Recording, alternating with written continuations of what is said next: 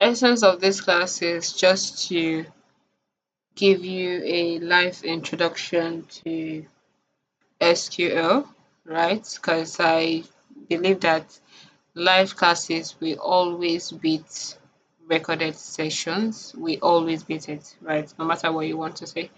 So even if I give you tons of YouTube videos to go and watch to have an idea, it's not as good as a live class where you get to see these things and maybe ask your questions and everything like that. So that's the essence of this class. So in the next 1 hour or maybe less, we are going to be talking about SQL. We're not going to write codes, right? We're not going to write codes because I don't even have the strength for that. I'm tired.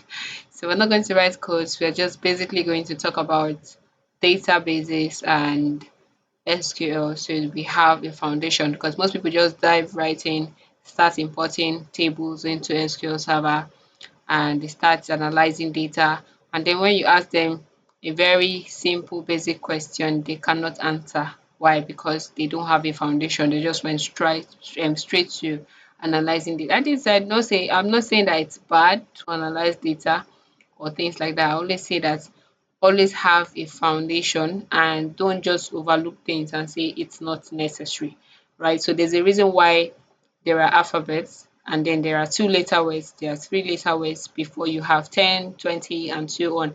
And when you started in school, they didn't just start teaching you the big words. You started from the very little ones, right? So now you might see like, oh, the alphabet is not necessary. I know how to spell whatever, whatever.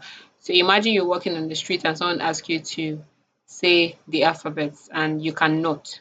Meanwhile, you can spell other big things and stuff, but you cannot say it the way it's arranged. It's going to be a sin of shame. That is exactly why before you start anything, you need to have a foundation. You need to understand what that thing is about. So when they ask you simple basic questions, you'll be able to answer.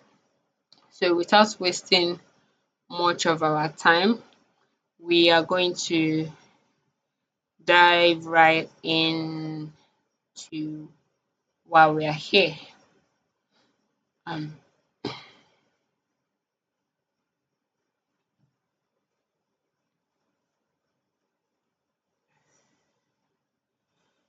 Please, if you can see my screen, indicate just unmute and say you can.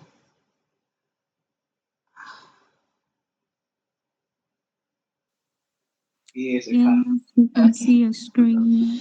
Okay. So my name is Annie. There's no need for introduction. Let's go into business. So introduction to SQL. So in the course of your training in TDI, at the end of whatever week, or let's say 2 months, I don't know whose hand is up, but please, if you have a question when I'm teaching, please just maybe write it down. When I'm done, you can now ask your questions because if you keep distracting me, I will not be flowing very well. So who wants to ask a question? Somebody's hand came up. That was like the hardest hand. Okay.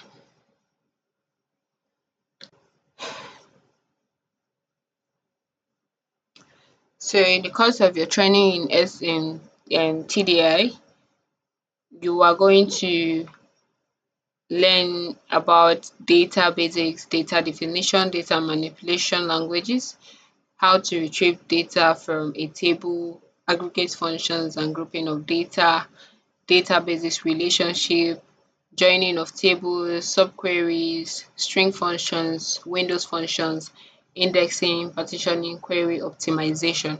So at the end of, let's say, 6 weeks, I think your SQL journey is about 6 weeks or so. So at the end of 6 weeks, you should have touched every aspect of this in TDI, right? So at the end of 6 weeks, you should be getting your capstone project or something like that, right? So this is basically what it has, other breakdown like types of join and all of those things, but then this is like a summary of what you're going to learn in 6 or 7 weeks in TDI concerning SQL, right? So now before we start to talk about SQL, you need to understand databases, right? Because SQL is a database. So you need to understand what databases are before you jump right into SQL. Trust me, half of the people that are not in this class don't, if you ask them about databases, they cannot answer, right? But then they feel like, oh, I already know SQL, there's no need to join an introduction class, right? So you need to understand where that thing you're learning, where it belongs to you and what it does. So before we dive into SQL, we're going to understand what databases are. So databases are, let's just say, they are stores, as the name implies, database, a base. So let's say it's like a store or like a container where you store data, right? And then we have different forms of data, which um during the introduction session I spoke about the different forms of data, said the structured data, the unstructured data, and the semi-structured data. So just to refresh your memory, we said the structured data are those data that are structured, are organized, mainly stores in tabular formats that are in rows and columns. And then we have the semi-structured data, they are almost structured but not so structured. And then we have the unstructured data, and as a data analyst you are not going to be using that data. So anywhere you can store data and you have access to it, you can access that data, is called a database, right? So some of these tools are being argued. You see some of these arguments on Twitter, on LinkedIn, where people are saying that, oh, this particular tool is not a database or this particular tool is a database. This reason is because some of the characteristics of a database, some of these tools don't possess them, right? So what are these characteristics? Number one is efficient storage and retrieval of data. For something to be classified as a database, it must have enough storage and you should be able to get whatever data you give to it, right? You should be able to get it back. Then data consistency and integrity. For something to be classified as a database, when you give it a data set, you want to get the data set the way you give it, right? So it's just like I call someone a data. Let's say I have a friend that is called John, and I say John is my database, and then I give John two clothes, let's say two dresses, and I say, John, can you help me keep this? Then when I come back to John and I say, can I get my clothes back? Then John gives me two trousers. But that's not what I gave to John, right? So for John to be classified as a database, he has to give me exactly what I give to it. That is being consistent and ensuring integrity, making sure that he's not messing up whatever I give to it, he's storing it exactly the way I left it. So, and then for something else to be classified as a database, it must have security and access control. Because you're a data analyst, most times, majority time, you're going to be working with sensitive information that you cannot just leave out there. So some of these data you see online in open sources where you can just easily analyze, those ones are not, you don't have sensitive informations in them, or maybe they are usually generated by AIs. They are not like real life data.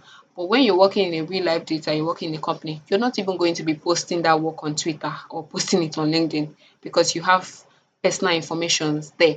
So now when you are being assigned to be in charge of this data, there should be a way for you to limit the access control, because if anything happens to the data that your company gives to you as a data analyst and say you are in charge of it, you are going to be held responsible. So there should be a way for you to lock it and know whoever is accessing that data, so that if something happens tomorrow, you can just say, ah, okay, I know that Juliet was the one that accessed this data last because I gave her the password to the data and stuff like that. Then in terms of handling large data, for something to be classified as a database, it must be able to handle large data. When I mean large data, I mean very big data. This is one of the reasons why your Microsoft Excel is, or your spreadsheet, let me not call it particular tool, are not classified as a database. Why some people argue that it's not a database? Why? Because it cannot handle large amount of data. The moment you put large amount of data, it starts malfunctioning. I'm sure you've experienced that if you've tried. And also, It must support data analysis and decision making. This last part is not really necessary because we have other databases that are for unstructured data and they are not for data analysis. They are for data engineering and all of that, right? So the most important part is that it must have sufficient storage, it must be consistent, data security, and also ability to handle large data. So there are other characteristics of databases, but these are like the important ones that I have picked. Okay. So now that we understand what databases are and their characteristics or the importance of databases, let's talk about the types of databases and their uses. So for the very first one is relational database, also known as RDBs. So if you've seen RDBs online, they're talking about relational database, and this is where your SQL falls under, right? So we have RDBs, and RDBs, they are used to store structured data. So as a data analyst, you are working with structured data, right? You're working with rows and columns and tables and all of those things. They are in a structural format that you understand what is going on. So example, we have SQL Server, we have PostgreSQL, we have MySQL, we have Oracle, and so many different types of SQL under that, right? Then we have non-relational databases. These ones are mainly for your unstructured and semi-structured data, right? So this type of databases are being used mainly by your data engineers, because we say that the work of a data engineer is to convert that data, that unstructured data, into a usable format so you can use it as a data analyst, right? So that's one of their work as data engineers. So on relational databases where they store unstructured data and semi-structured data, you're not going to be dealing with that as a data analyst. That is the job of a data engineer. So this just picture of the different RDBs that we have, that's the relational databases that we have that you can find yourself using. Okay, then let's move. So now, since we are going to be working with relational database and SQL is under relational database, let's understand relational database even better. So relational databases characteristics is number one is it's organize data into tables. So we get our data into rows and columns. So your SQL data is usually rows and columns, and then you can create relationship between tables using keys. What am I talking about? So you'll be working with, most times, even your SQL capstone, you're not going to be working with one table anymore. In your Excel capstone, you work with just one table. Your SQL capstone, you might not work with one table. So you might work with different tables, but you need to create relationship using keys to connect these two tables together. So for relational database, you must be able to create relationship connecting tables together. So now there's something we call primary. Okay, if I get no, I'm going too fast. So you may be able to create relationship between tables using keys. We're going to explain that as we move.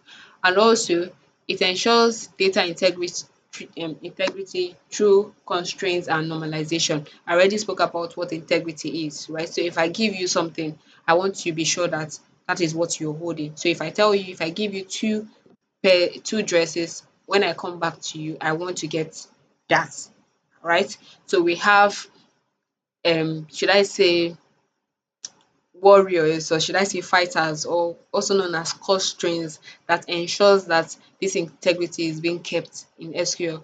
In Excel, these things are not necessary, right? They are not compulsory. They are necessary, but they are not compulsory, meaning that you can just impute data into Excel without ensuring data validation, without I'm sure most people here don't even know how to do data validation in Excel, right? Because Excel is a very, very free tool. Without data validation, you can still do anything.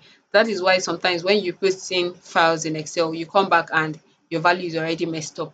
Why? Because there is no data validation. But in SQL or in relational database, you must do data validation. It's a must. So because of that, you are very, very sure of data integrity, right? So if I say I am giving this column, or this particular column is supposed to take a text file, If you try to put in number in that particular column, SQL is going to reject it. So these are your constraints and normalization that are fighting and saying you must obey the rule that you have said. So you said John is going to be taking 2 pairs of dresses, so why are you giving him 2 trousers? Right? So anytime I call on John, he's supposed to give me 2 pairs of dresses. So relational databases ensure data integrity, and also they're also efficient for querying and data manipulation. The whole essence of our data of our SQL, us using SQL as data analysis, for us to be able to analyze data and query data and manipulate data, right? So relational databases, these are some of the characteristics, right? So um some of the key concepts in relational database, we're talking about entities. Entities are what you have that are represented in your table. So we have sorry, that are represented in your database. We have things like maybe customers table, products table, and so on. And then we have table. Table is collection of related data entries. We already know what tables are, arranged in rows and columns. And then we have attributes. Attributes are characteristics of our entities. That's our table, right? So we have things like the name, the age, the price, ID. So they are referred to as entities. So if you're writing an exam or you're going for an interview and they're asking you what is the sorry, they're referred to as attributes, and they're asking you what is the attributes of your customer's table. Basically, that is what they're trying to tell you. What makes up your customer's table is your attributes. Then we have relationship. Relationship is the connection between entities, between tables, right? So we have one to one, we have one to many, we have many to many, right? One to one means you're connecting one table to one table, basically 2 tables together. One to many means that you have the primary key, or we call it the facts table, where you have all the keys. So other table connects to that particular table. And then we have many to many. This table is connecting to this table is connecting to this table. In terms of relationship, you're going to be doing more of that when you get to Power BI, but you're going to do relationship in SQL, but this one to many, many to many, you're going to learn more of that when you get to Power BI. And then we're talking about keys, and we have unique identifiers for entities, and we have relationships. So this is what we're going to be talking about: primary and foreign keys. So primary and foreign keys, let me explain. So for you to be able to connect 2 tables together, 2 different tables together, right? Because most times you're going to be working in a company where they don't have one table that carries everything. So you're going to have a table that is talking about maybe price. You have another table that is talking about the product. You have another table that is talking about the customer. But these 3 tables are supposed to be related, meaning that I can see the product that the customer got and also the price of that product, right? But now they are in 3 different tables. So are you trying to tell me that if I check the customer's name, then I'll run down to this table and trace it, then run down to this other table and trace it? No, that doesn't make any sense. How about I create a relationship and query them together? Then I get my answer, right? Now, this is where you're going to be needing keys for you to be able to do that. So to explain primary keys and foreign keys. Now, primary keys are those keys that you can find in the parent table.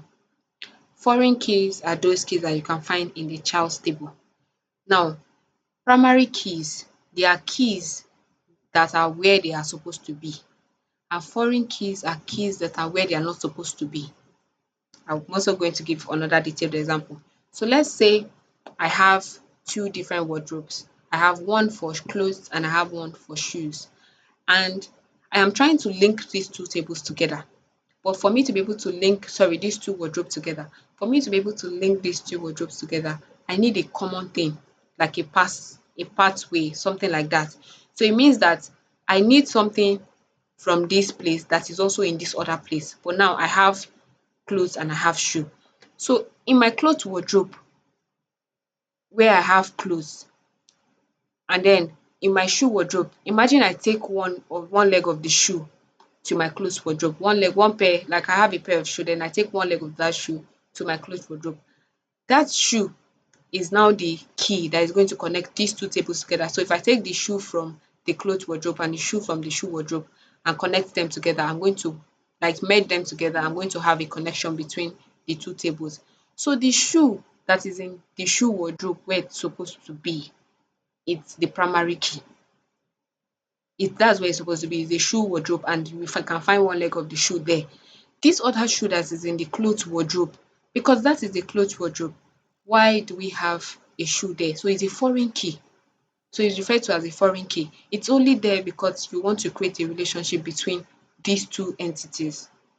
So any key that you can find in a place where it's not supposed to be for the purpose of a relation, but it's there for the purpose of a relationship, is called a foreign key. It's a foreigner. So a shoe inside a clothes wardrobe is a foreign key because it's not meant to be there. But a shoe inside a shoe wardrobe is a primary key. So in terms of what I have here, so I have the student details table. So I have two tables, right? This table contains student details and this table contains student marks, right? So I'm trying to see the score of my students. I will not take Tom and start tracing down or something like that, or take Tom and then go over here and start looking for who is Tom here. No, I want to create a relationship in such a way that if I query or write a query, I should be able to get to the score of Tom. Now, in the student details, I have the ID, I have the name, I have the course. That is containing the student details, things about the student. Then the student mark, I have the ID, I have the mark. Can you see that I have the ID? Is the ID supposed to be under the student mark? No. So this is a foreign key. But under the student details where I have the student ID, that is where the ID is supposed to be. That is why it's now called the primary key. But it is also here because I am trying to create a relationship between these two things. So I can see this ID number, I can trace it down to this other one and say, okay, Tom scored 65. Why? Because I have this foreign key here. So if I take out this ID I have and I have just marks, how will I know the score of Tom or the score of John? So for me to be able to do that, there must be a relationship between these two tables for me to be able to relate the details I have here to the one I have here. So when you have a key or a column that is not where it's supposed to be, is called a foreign key. So this is the ID is supposed to be in the student details. That's why we call it the primary key. And this table that is holding the primary key is refers to as the parent table. Take note because when you get to join, you're going to need this explanation very well. And now the table that contains the foreign key, that contains the key that is not supposed to be there, but it's there because you want to create a relationship, that table is called the child's table. So for you to be able to connect two tables, three tables, four tables together, you need keys, common keys to be able to connect tables together in SQL. Right? Are we there? Are we following? Am I speaking to myself?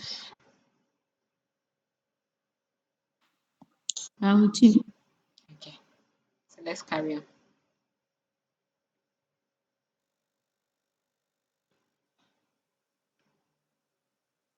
So now that we understand what databases are, at least we have a brief knowledge of, you can still read more about it or make more research about it.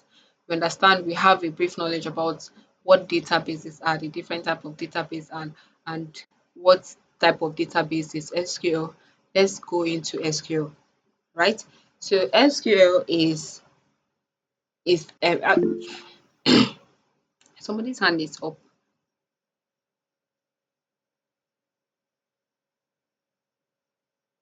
I want to think that's a mistake. Okay. SQL stands for Structured Query Language. As the name implies, we already said a relational database is for structured data. So SQL stands for Structured Query Language, and SQL is a language that we use to communicate with databases. It's just a language. So there's a database called SQL, right? There's a database called SQL, and we speak SQL language to that database because it's just like I give my friend something, right? Or I want my friend to hold something to me for me, and she doesn't understand English. Let's say she speaks Yoruba, and then I give her something. So for me to be able to communicate with her to get whatever I'm giving to her, or for me to be able to even give her something, I have to speak her language and say, take this and keep it for me. When I need it back, I'm not going to speak English and say, give me what I give to you. I'm going to speak her language. So SQL is a language that we use to communicate with databases, right? So it's the standard language for managing relational databases. So we have different dialects, right? When we talk about different dialects, we're talking about we have different SQL tools, like you see MySQL, PostgreSQL, and so on. And then you see that the syntax is quite different or a bit different. This is just, you know, the way you have different languages. You have Igbo, and inside Igbo you have different dialects. You have Anambra Igbo, you have Enugu Igbo. But as I'm an Igbo person, I should be able to have an idea when somebody from another state is speaking. It might not be my dialect, it might be harder for me to understand, but I'll have an idea of what that person is talking about. That is exactly what is happening. So someone that is using my SQL and someone that is using SQL Server, they are both speaking the same language, just different dialect. So when somebody shows you the syntax and you're like, oh, it's quite different, but you understand what the person is trying to do there, that is what it's about, right? And then we have, it's just what, like I was saying, it's just one language. The difference is just small. Then one other thing to note about SQL is that it is not case sensitive at all. If you've started doing your assignment, you know that it's not, I'm not sure they gave you any query to write, but I can't remember. So you know that it's not case sensitive at all, unlike other programming language where you'll be writing codes. They are case sensitive. SQL is not case sensitive, meaning that if you write select in small letter, or you write it in capital letter, or you write it in the proper format, you're going to still get your answer. So it is not case sensitive at all, right? So what can SQL do? First of all, we can use it to execute queries against databases. We can also use it to retrieve data from databases. We can also use it to insert records that we can give databases and say, oh, please hold this for me. We can also update the records that we have in databases speaking SQL language. We can delete records from databases. We can create new databases, right? We can create new tables. We can store procedures in databases. We can create views in databases. We can set permissions on table procedures and also views. These and so many more that we can do with our SQL language. So most of the most most of the important commands that you are going to be using in SQL, you're going to be using most of the time, we have the select. The select statement, we use it to extract data from the databases, right? So select is like give me. That's just what it is. Give me, right? To use it to retrieve data from the database. So if I've given my friend, like I said, if I've given my friend something to hold for me using insert, I'm speaking in her language and her language is SQL and I say insert.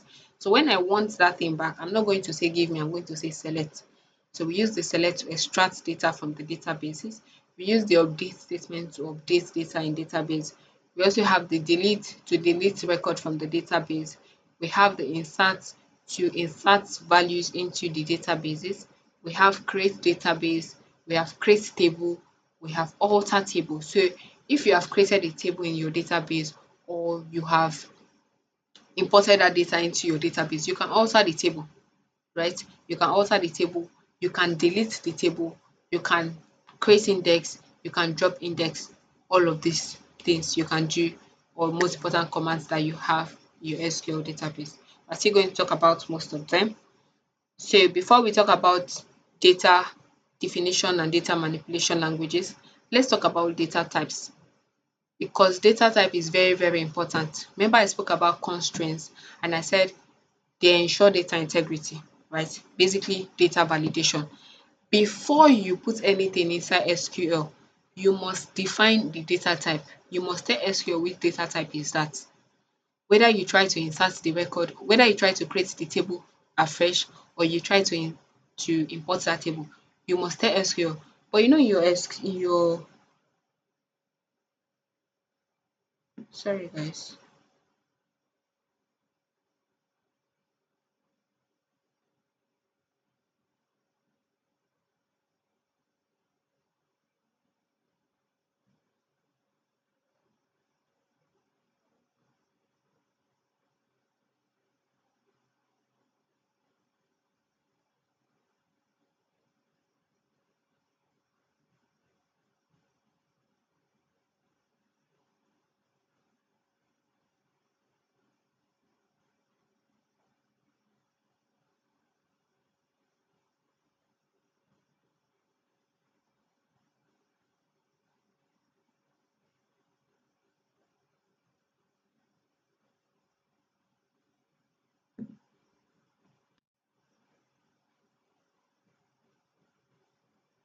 So sorry about that. You people want to divide me in this community. Anyways, so as I was saying, before you are going to import data, before you import data into or try to create data or try to create a table inside of your SQL, you must define the data type, right? So we're going to understand the different data types that we have in SQL. So number one, we have the numeric data type. So if you want a column that is going to contain numbers, you have to define it as a numeric data type. And we have two types. First, we have the int, which is also known as integers. Integers are whole numbers. So if you have done data validation in Excel, you have an idea of what I'm talking about. So if you define a particular column, let's say when you are creating that column and you define that column and say this column is integer, SQL will not allow you to put in decimal numbers in that column. It will not happen. Also, if you're trying to import that data into SQL Server and that particular column contains decimals and you are telling SQL you're clicking on the data and type and you say this is integers, that data will not be imported until you click that it's decimals. So when you define a particular column and say it's integer, SQL will not allow you to put in decimals. This is one of the ways it ensures data integrity. So even if you're not at work or you are working in a team and you give them data to fill, you are very sure that nobody is going to put in decimal numbers inside of that column. The values are not going to change into decimals because they are integers, right? So example of columns that we can define as integers, we have the age column, quantity columns, ID columns, all those things that you know that you are having integers, whole numbers, no decimals. You can define that as that. Then we have the numeric, or we can call them decimal um we have the numerical, you can call them decimal data type. This one, they are for decimal numbers, right? So they take decimal numbers. And if you notice, we have the PS here. PS stands for when you tell SQL that, oh, this particular column is taking decimals, you have to tell it how many decimals. You're not just telling it decimals, you have to tell it how many decimals. So the P represents the number before the decimals and the S represents the number after the decimals. So if I define a particular column and I say this column is 4, 2, basically what I'm telling SQL is that I have four numbers before, the highest number I have is four numbers before the decimals and two numbers after the decimals. So it can be one number before the decimal and one number after the decimal. It can be two, it can be three, it can be four, but it cannot be more than four. Also, after the decimal, I can have one, I can have two, but I cannot have more than two. So if you are going to have a column where you're going to have 10 numbers before decimal, you want to define that as maybe 10, 2 or maybe 10, 4 or 10, 6, right? Because if you have more than that, SQL will not even answer you when you try to input data into that table, right? So it's just your integer that you define as integer. When it comes to decimals, you have to tell it the numbers that you have before decimals and the number that you're going to have after decimals, because it knows that you might not know all the decimals you have there. So it's flexible enough. So if you say 20, 2 or 20, 6, it means that it can be 1, it can be 2, it must not be 20, but it cannot be more than 20. So there's a maximum number, but there is no minimum number. Then we have the string data type. We already know that strings are referred to as text, right? So we have three types of string data type. We have the char. The char is also known as character, right? So if you check here, we have n. So a char is a fixed length. So if you say you are defining a particular column and you say it's char 2, you're basically telling SQL that this particular column is only taking 2 letter words. It's not taking 1, it must be 2. Cannot be 3, it cannot be 4. It must be 2. Every single details you have in that column must be 2 letter words, right? So that's when you're using your char, that's the n. So example of such columns, you can have your maybe gender, you can have states, abbreviations and all of those things. Then we have voucher n or voucher any number. This one is also referred to as the variable character. It is varying, like it is moving, it is flexible, right? So this one you have a maximum number which is n. So if I say I'm defining the name column as voucher 30, what I'm trying to say is that it cannot be more than 30 liters. It can be one, it can be two, it can be three, it can be four, but the maximum number must be 30 liters. It cannot be more than 30, but it can be less than 30. And then I have another one which is known as text. This one is varying length. There's no maximum number, so you can be writing and be going. So if you define a particular column as text, you're basically saying that it does not have a length. Any text can fit in. So you can write 200 liters, 400 liters, you can be right. You can write that too. Most times you use this type of column when you want to define a column like comments, reviews, because you cannot start counting how many words or how many letters somebody is going to write in their reviews for you to say, oh, it's voucher 50 or it's voucher 10 or voucher 8 and so on. That is why we have the text data type. Then we have the time data type, and we have three. For if you define a column and say this column is going to take time as the data type, that column is only going to contain something that has hour, minute, and seconds. If you define a column and say this column is going to take date, that column is only going to take year, month, and day. If you define a column and you say this column is going to take timestamp, that column is going to take year, month, day, hour, minute, and seconds. So whatever you define your column as when you're trying to create that table or when you're trying to import it, that is what SQL is going to work with. So if you define a column as date, you cannot put in time. It's not going to work. Except you define it as timestamp, then you can have the both of them there, right? So that is how strict SQL database can be in terms of data type, in terms of data validation, in terms of data integrity. We also have other data types like our Boolean. So if you define a column as a Boolean column, you're basically saying that it takes only two types of words. So it's either a true or a false, or yes, no, or come, go. It must just be two types of words that can fit in that particular column. So now we understand data types. We're going to talk about data definition languages and data manipulation languages, and we're going to be done, right? So data definition languages, I think is part of your first assignment. So data definition languages, this is where you're trying to, as the name implies, you're trying to define something, you're trying to create a structure of what you want to have in your database, right? So number one in our data definition language, we have the create. The create statement, we use it to create, we can use it to create new databases, right? We can use it to create new tables, we can use it to create new views, new indexes, and so on. All of these things I am calling, you might want to go and read up on them and know what they're talking about, like your views, your index, and so on. I can't start explaining them, right? So we use the create statement to create structure in our database. So we can create a new database inside our SQL server.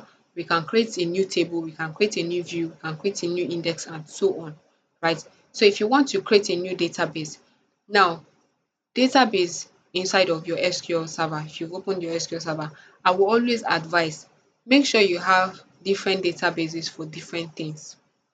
So you have a database that is for TDI assignments, you have a database that is for your work, you have a database that maybe is for any other thing that you're doing. Why? Because you don't want to get your data mixed up. So if you're looking for a particular data, if you want to do TDI assignments, you know the database that you're going to. If you want to do your office work, you know the database. So imagine you have all of these database or all of these data inside of one database. You'll be confused. It's not arranged. So when you want to look for something concerning TDI, you start searching through um billions of data before you find that TDI. Why not have a database where you have everything organized for TDI? You have under organized for your work, you have under organized for your personal learning or stuff like that. So you can create a database using the syntax create database, and then you write the name of the database you want to create. As simple as that. Just say create database and then the name of the database you want to create, right? And then we have create table. Create table, if you want to create a table in SQL, right? So let's say example, you want to create an employee table, a table called employee. First of all, you're going to say create table. What comes next is the name of the table that you want to create, right? Then you open a bracket. What are the columns that you're going to have in this table that you're creating? Number one, I have employee IDs and I define it as integer, meaning that if I try to insert values inside of this employee ID and I try to insert decimals, I'm going to get errors. So everything that I'm going to put inside employee ID must be whole numbers. Then I define the first name as voucher 50, meaning that every name or every string I'm going to have here cannot be above 50 letters. It can be one, can be two, can be three, but it cannot be more than 50 letters. Same thing I define with the last name. Same thing I define with the department. And then you close your bracket, execute your code. You have created a new table called employee. As simple as that, right? Then another of our data definition language, we have the alter statement. Now, there's a possibility that you finish creating a table and you find a mistake. Maybe the name of the column is not correct or you forgot to add a column. These are the things you can alter. You can alter the name of a column that you have already created. You can alter the data type of a column that you have already created, right? You can alter the name of the table itself. Like if the name of the table is not what you want to name it, you can alter the name. You can change the name, right? You can also alter the table to add more columns to it. So these are how many alters did I say? Did I say sorry? How many alters did I talk about now? Four. I don't have them here in my slide, but I'm calling them out. You can alter the name of your column. You can alter the data type of the column you already created. You can alter your table to add more columns. You can also alter the name of your table, right? Using your alter statement. So an example I have here to alter. Before you can alter, you must have created, right? You must have created. So let's say, example, you forgot to add the email column after creating the table. You don't need to delete the table you've created because of that. All you need to do is alter the table and add the email column, right? So you're going to say alter table. Which table are you altering? The employee. So every time you're going to work in SQL, you must always call out the name of your table. Why? Because SQL is holding in different types of tables. So if you go there and you say alter table, it's looking at you like, which table? So when you call out the syntax and you say alter table, you have to say the name of that table that you want to alter, right? And then when you say the name of the table, you tell it exactly what to do. So we say alter employee table and we say add column. Which column? Email. And the email should be voucher 100. You can see that we included the data type and say it's voucher 100. So this way you can add a new column inside of that employee table that we created first here. Is that a timer?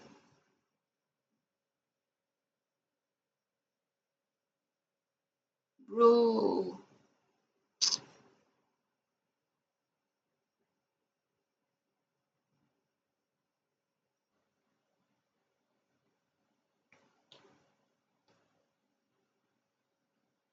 Okay. So I think this was where we stopped. So I explained the process of creating a table, right? And I said if you want to create a table, you have to say create table and then the name of the table you want to create, right? In brackets, you're going to have the columns you want to attach to that table. That is, we also say that is the attributes of the table. So basically, you're adding the attributes of that table. So the number one attribute we have is employee ID. Now we're defining this employee ID as integer, that is int, right? Basically, what we are telling SQL is this particular column is only going to contain integers. So if we We try can't to, see your slide. Sorry, Annie, we can't see your slide. Sorry. mm, okay,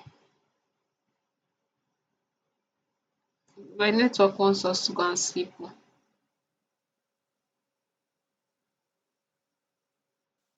Oh, I can see your screen from here. You can see my slide. Yeah, I can. Can you see it now? No, no, no. Yes, I can see. Yes, I can see, but I don't know for that. No, no. Hmm. Please do. You will see it in Jesus' name. Just leave the call and join again. Because my network has gotten to the time when it start misbehaving and I'll not be able to control it. I don't know what is wrong with MTN.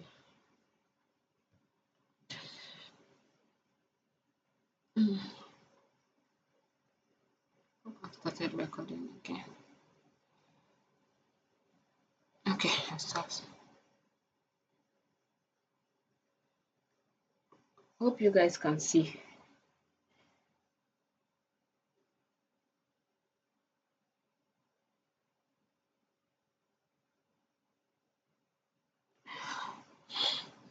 All right. So as I was saying, if you define a column as integer, we're trying to say that just whole numbers is going to be in that column. And then the next column we have is the first name column, and we defined it as voucher 50, trying to say that the first name can be one letter, can be two, can be three, but it cannot be more than 50 letters. And then we have the last name, which is also voucher 50, can be one, can be two, can be three, but it cannot be more than 50. Also for the department, then you close your bracket and execute your code. You will create a table, an empty table by the way, because you've not inserted values inside of that table, right? So the next definition language we have is the alter. So you must have created a table or a database and so on before you'll be able to alter it. So things you can do with the alter statement, that is to modify an existing structure that you already have, right? So let's say number one, you forgot to add a particular column to that table. You will not start deleting the table or start creating a new table because you forgot. All you need to do is alter that table and add that column to it. Another thing you can do using the alter is the alter statement is you can alter the name of the table. So let's say the name of the table you defined it to be is not the name. So you can change the name using the alter.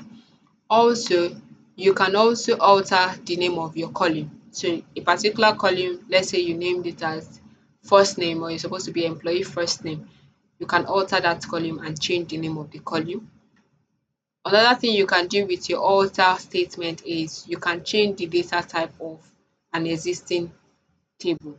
So let's say here in my first name column, I don't want it to be voucher 50, I want it to be voucher 5. So I want it to contain just 5 letter words, must be 5 letter words. Everybody must put in 5 letter words. I can change that data type using the alter statement. So these are the things that you can do using the alter statement in your SQL server. But before you can alter, you must have an existing structure because you want to modify it. That is your table or your database. Then for data definition language again, we have the drop statement. The drop statement is what we use to drop an existing database or an existing table. It is very, very easy to drop a table or to drop a database, like just one line of code. You can see how fast, an example syntax, you can see how fast drop table, employee table. But when we were creating it, you can see how many things we had to do here. But to drop it, you can see just one line of code. That is how easy it is to drop.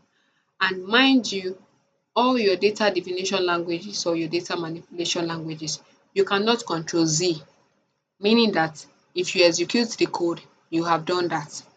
So if you have a table, don't be too fast to delete. Don't be too fast to drop. Be sure that that is what you want to drop because the moment you drop, it's gone. Maybe if you created that table yourself, you have to start all over from beginning and start doing everything you did.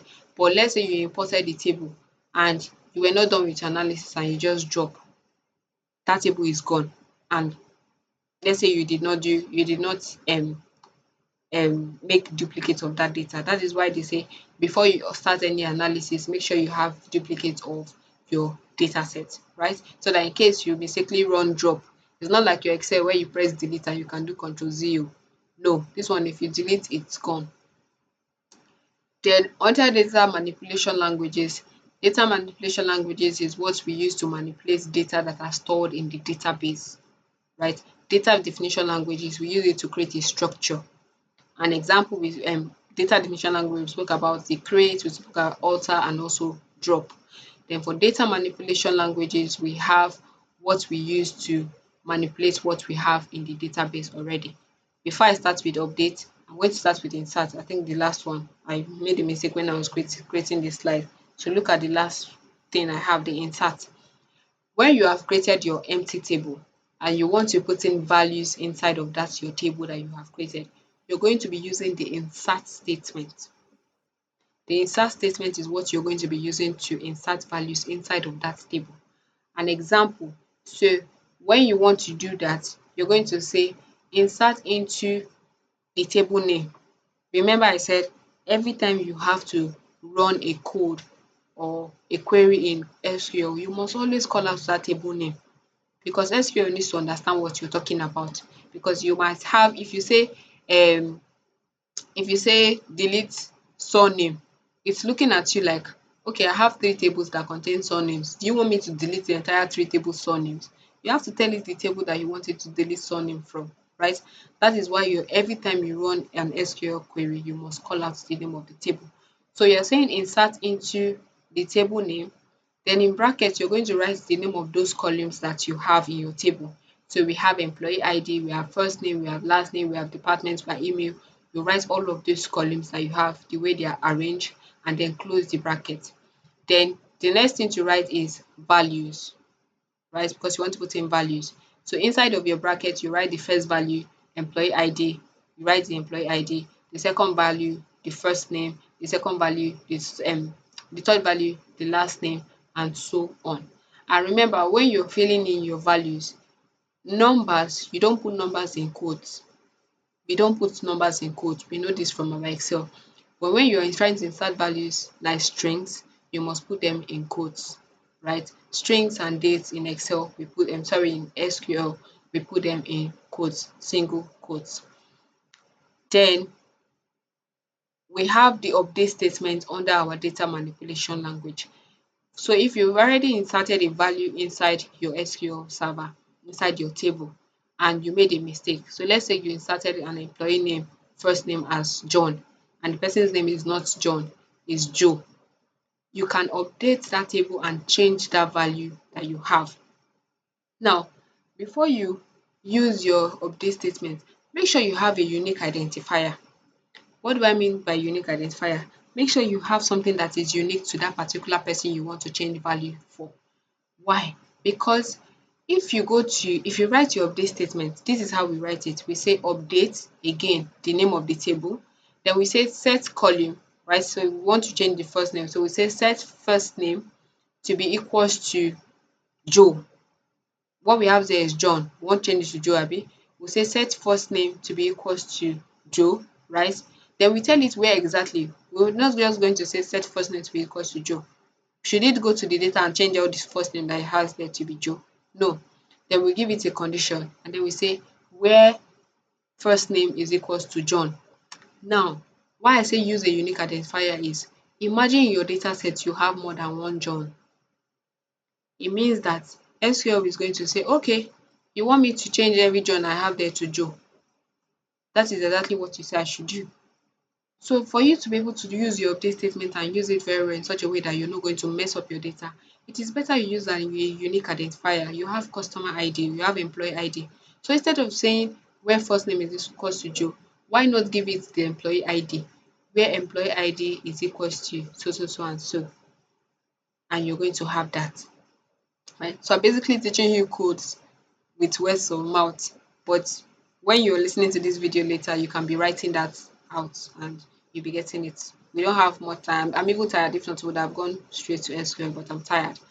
So the next data manipulation language we have is the delete statement. The delete statement, we use it to delete values from our table. The drop is to drop an entire table, right? Is to drop an entire table, drop an entire database. The delete is to delete rows. Maybe you want to delete a particular row from your table, or you want to delete a particular column from your table, or you want to delete an entire row from your table. So if you're using SQL server to delete an entire row, like you want to delete the entire values you have inside of your table, but you want to keep the data structure the way it is, like the table and just the column names. You want to delete all the values in there. You're going to use the word called tomcat here to delete the entire values you have. But if you want to delete just a single row, you're going to write your delete statement, right? So we can delete an entire row using like this. So we say delete from, again, table row, where what? Make sure the condition you're giving to it is a unique identifier. So if you say, if I want to delete John from my data set, just one John, and the John's ID is 12, instead of saying delete from table where first name is equals to John, I will say delete from table where employee ID is equals to 12. Because if I say where first name is equals to John, it goes to my data, and anywhere it sees John, whether it doesn't consign that other John, as long as your name is John, it's going to take you out of the data. That is why they say before you click on any, or before you execute any of the data manipulation or data definition languages, make sure that is what you want to do, because there's no control Z. There is no control Z in this case, all right? So you can delete an entire row, you can delete an entire column, right? You can delete the entire values you have inside of that table, but keep the table structure that you have, right? So that's what we have for our data definition and our data manipulation languages. So the last thing we're going to touch is the basic syntax we have that you're going to be using all the time. Number one is our select statement, and I already explained that our select statement is what we say give. We use it to retrieve data from our table. So when you give somebody something and you want it to give you back, you say give me what I give to you. Basically, that is what the select statement is. So when you say select asterisk, you're trying to say give me everything that that table has to offer. Return every details that that table has. So when you say select asterisk and then you say from the table name, remember, you always call out the table. You must call out the table name. So this is going to give you the entire value you have in your data set. At the same time, you can select to see a specific column. So if you just want to see only the first name column, you can say select the name of the column and from the table. That's it. Then we also have the from statement, which we have been saying since. So this from statement is going to be your best friend alongside the select statement, because every time you write a code, you have to tell SQL from where. So you want me to give you the first name column from where? You want me to give you total age from where? So you're always going to be using your from statement, because you want to tell SQL exactly where it's getting the value from for you. And then you have the where statement. Every time you have to perform a condition, a you have to perform something that has to do with a specific criteria, like you want to delete values, or you want to insert values, or you want to update values, you're going to be using your where statement, because you want to give it a condition. So if I want to delete something from my table and I don't want to delete the entire table, I have to give it a condition and say, okay, go to this table, delete this, but where this is this, or go to this table and update this, but where this is it. Because if I don't give it a condition, basically I'm saying go to that table and delete everything you have there.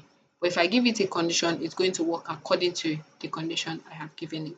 So these are the basic syntax that you're going to be using most of the time in your journey as a data analyst using SQL Server, right? So the other talk is going to happen inside of your SQL. So everything you have learned today, you want to take it to your SQL Server and start practicing them there. So that is all I have for you guys tonight. So question.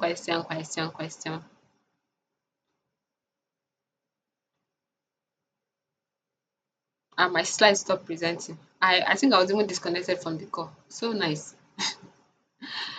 Anyways, you will watch the video. Can you guys still hear me? Yes, we can. All Can right. you ask a question? So sorry about the network. You watched the video. MTN has been dealing with us for a very long time. Yeah, so you can ask your question. Okay. I wanted to ask you two things. Number one is I trying to download the SSMS, yeah, Mm. and I've downloaded the whole package SSMS package. But I'm struggling with the server part of it because it's giving some certain error. It's not just loading, and I've restarted the system, I've tried over and over again. I've gone through YouTube videos, it's not just working. So I'm just basically using my SQL command line for the assignment. Then I don't know how that would help if there will be like a I don't know instrumental class. I don't know, but that's what is that for. That and then secondly, um, can you hear me, please? Yeah, I can hear you. Okay. Then I don't know if you are conversant with my SQL command line. I'm wondering, are they like because I tried importing the data, CSV data to it, and it wasn't just working. Even after watching several tutorials, trying it's not just working. So I practically had to do it manually by creating a table.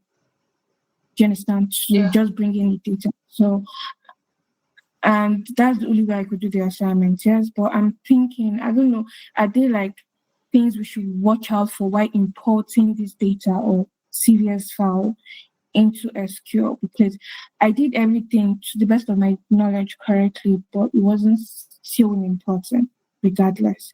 I don't know my local file, I was getting the correct copy part, but it wasn't just working. I don't know. But I need help with that. Thank Oh, you. okay. So, your first question concerning downloading the server, I don't know why you're having that issue, right? But I'm going to send you guys a link to a video that will help you. I think every other person I've sent to download using that link have not complained.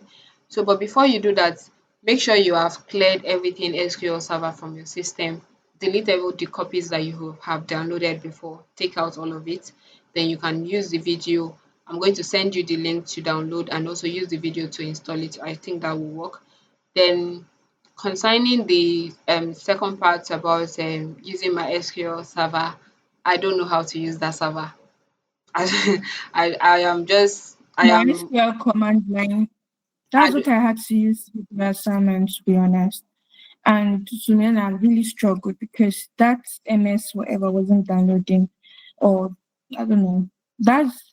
I don't know. That was what I used to learn before, but okay. Maybe so I'll I don't ask know. the other Yeah. people, and if there's anybody that can help you, they'll reach out to you. But I don't know how to use, honestly. I don't even know what that interface looks like. And I don't know how to use that particular server. What I use is um Microsoft SQL Server. That's what I did. The one you were trying to download that was not working. That's the one I use. So I'll ask the guys if there is anybody that can help you out. They'll reach out to you. Thank you. Any other question?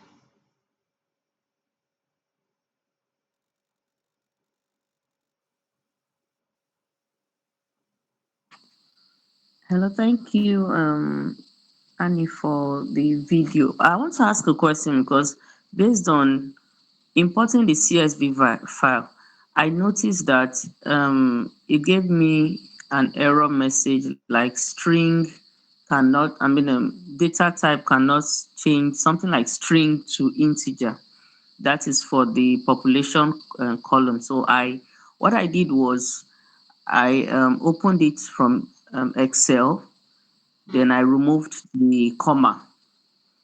So it was later, upon doing that, I went back again to try to import the file and it went successfully. Does it mean that in SQL, the comma is not um, needed when it comes to using integers?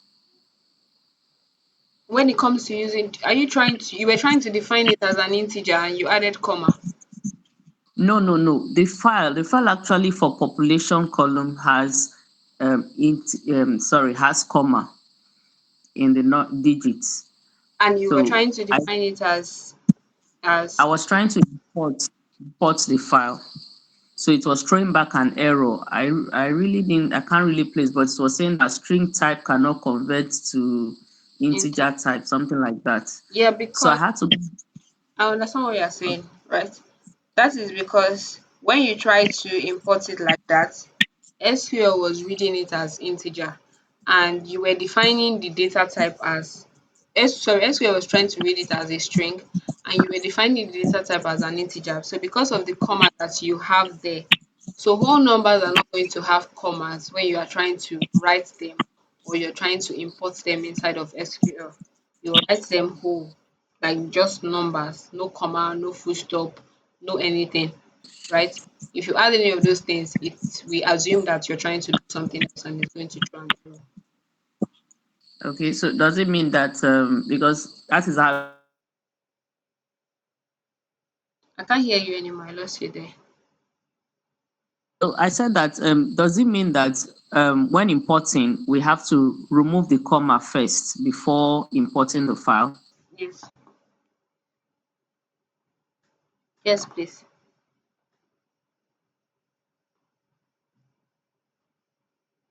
You just define it as numbers. Ish, what happened to my network? What have I done to you? Ah, can you guys still hear me? Can hear you. Okay, I'm please. talking. All right. I hope I've answered Yeah, your I will. question.